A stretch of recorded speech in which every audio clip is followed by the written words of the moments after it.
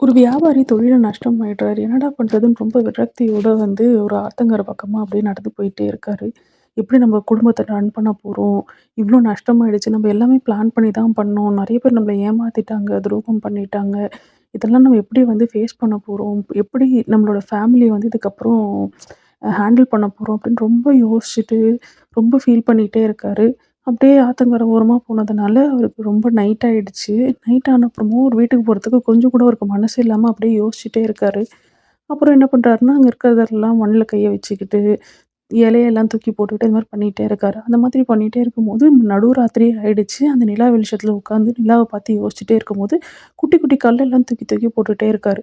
அப்புறம் விடிய ஆரம்பிச்சுருச்சு. விடிஞ்சோனே பார்த்தா, "இது என்ன இந்த கல்லு?" அப்படின்னு சொல்லி உத்து பார்க்குறாரு. பார்த்தா அது வைரக்கல்லா இருக்கு.